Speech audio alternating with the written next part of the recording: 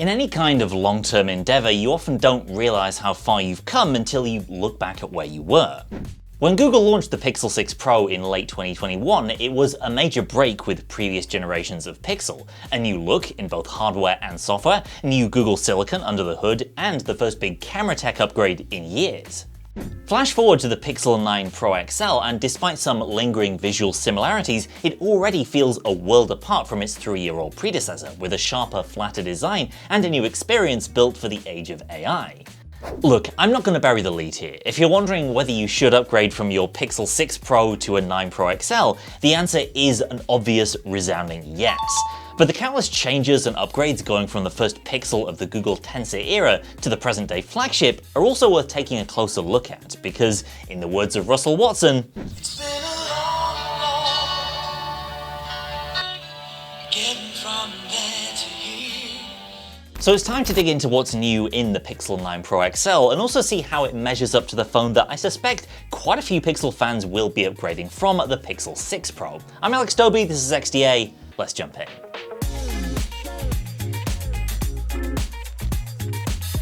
The Pixel 6 wasn't the very first Google phone to have a camera bar. That honor belongs to the good old Nexus 6P from back in 2015.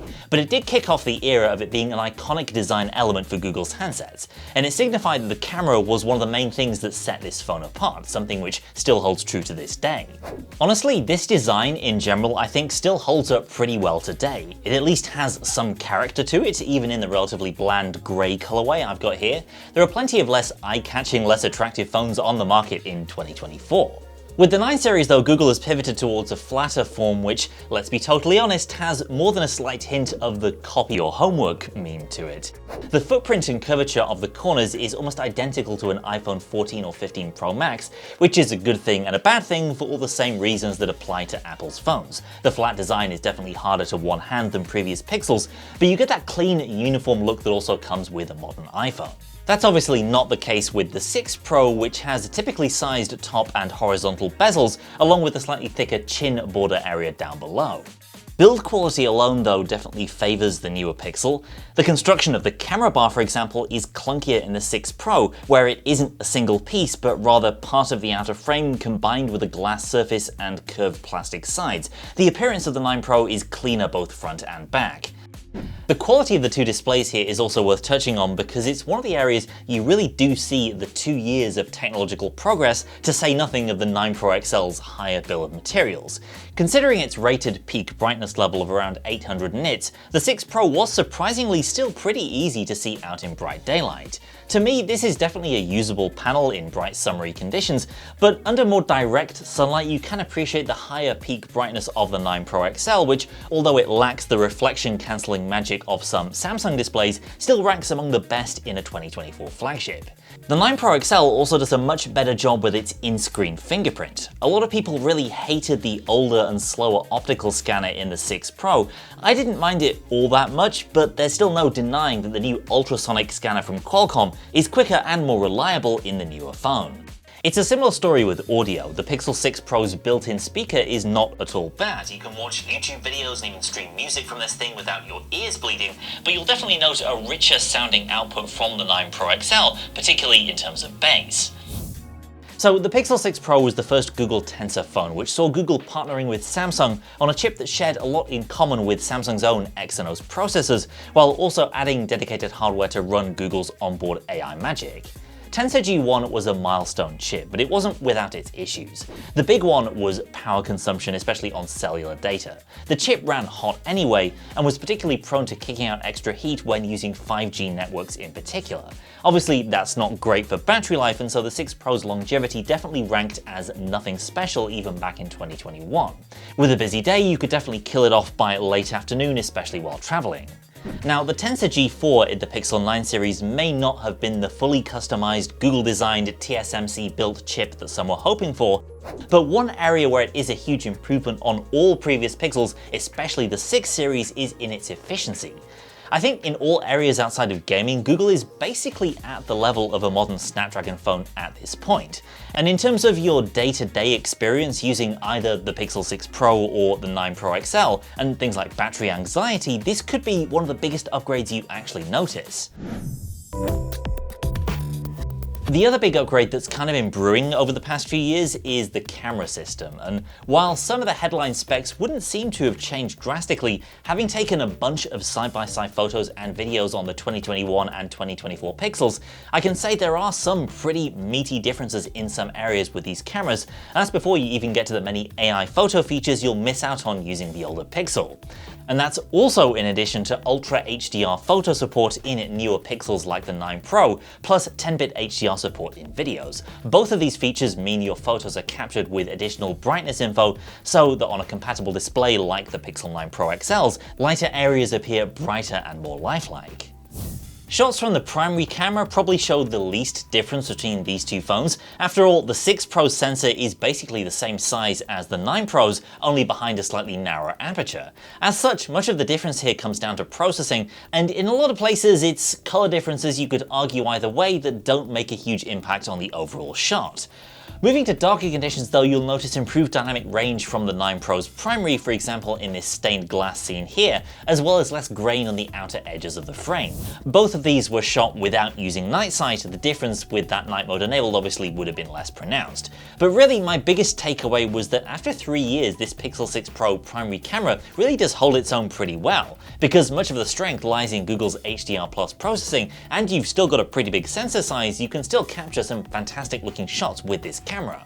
Moving to the ultra-wide, the 9 Pro's sensor size is actually only slightly larger than the 6 Pro's, a 1/2.55 inch part versus 1/2.68 inches, though with a much wider aperture to suck in more light, plus a significantly boosted field of view. As you'll see here, it's not even close. You get a much more dramatic view of your surroundings in shots from the 9 Pro XL. Even with that wider field of view though, I noticed the Pixel 9 Pro XL managed to maintain a greater level of fine detail around the outsides of the frame in these lower light shots compared to the 6 Pro, which either produced a lot of noise in those areas or smudged out all that fine detail entirely. So the wider the ultra-wide camera in your phone, the more fun it generally is to use, so the 9 Pro undoubtedly is a major upgrade here, and the improved image quality on top is just gravy. The same is true for the front camera, and aside from a major bump in detail and low light performance with that new 42 megapixel sensor, you're also offered a significantly wider viewport for selfies on the Pixel 9 Pro XL. The telephoto camera packs in even more noticeable upgrades going from Pixel 6 to Pixel 9 despite some hardware oddities. Of course you've got a higher starting zoom level of 5 times versus 4 times. On paper though, the 6 actually has a slightly larger physical sensor than the 9, but behind a narrower aperture. But if you're expecting this to be a close call, then really it's not. It's true that in some daylight scenes the differences are quite subtle, and I still think the Pixel 6 Pro's telephoto images are not bad at all considering its age. But go pixel peeping and there are many differences to see. For example here, both Pixels will score you a perfectly fine looking photo of a goose, but the 9 Pro's is noticeably sharper around the feathers here, and this wasn't a one-off caused by movement, it was a consistent characteristic of this camera, and also, I guess, this goose. And there are lots of other examples of the 9 Pro's telephoto capturing more fine detail with less noise even in daylight, which points to the strength of Google's processing pipeline in the newer phone. See the clock here with way less noise, less color, and just a duller image in general from the older Pixel's telephoto camera. Same deal around the radar antenna on this ship, noticeably clearer and sharper in the photo from the Pixel 9 Pro XL. The older Pixel produces more grain and just a softer image overall, and even when you're shooting in bright daylight, the 6 Pro tended to produce more noticeable artifacting around the edges of certain areas. For example, the metal part and the sign here. Switch over to the same 10 times picture taken from the 9 Pro, and you'll see the sign is much more clearly visible. And that nasty artifacting makes way for actual visible fine detail. And in fact, this pair of shots more generally is just a great example of how raw camera specs just don't tell the whole story. And moving into lower light, there's really no contest in telephoto, just way more noise in telephoto shots from the older Pixel, though once again these were taken in full auto mode. If you use night sight, there would be less difference overall. And video too follows a similar pattern thanks to the improved optics and processing of the Pixel 9 Pro, and with particularly noticeable results when looking at telephoto video in 4K between these two devices. But the biggest difference video-wise is probably the video boost feature, which processes videos in the cloud for higher quality. It can enable night sight in video footage recorded from the newer Pixel, along with some nice to have extras like improved stabilization and even AI 8K upscaling. None of that is available in the first gen Tensor phone. And a lot of that also applies to other AI features elsewhere in this phone. Although Google has now rolled out the Magic Editor feature from the Pixel 8 to Pixels 6 and 7, it remains to be seen how much of the Pixel 9's AI secret sauce might be backported to the 6, especially since that model is now outside of its guaranteed software support lifespan. It's probably a safe bet to say that Zoom Enhance, which uses AI to add details to cropped images, the upgraded panorama mode from the Pixel 9 Pro, and more exotic tricks like Add Me, which can stitch together multiple shots to add you into group photos, are all quite unlikely to officially arrive on the Pixel 6 Pro. As for the latest AI features elsewhere on the Pixel 9 series, we'll have to see what, if anything, arrives in the Pixel 6 Pro's final feature drop, likely arriving with Android 15 QPR1 in December.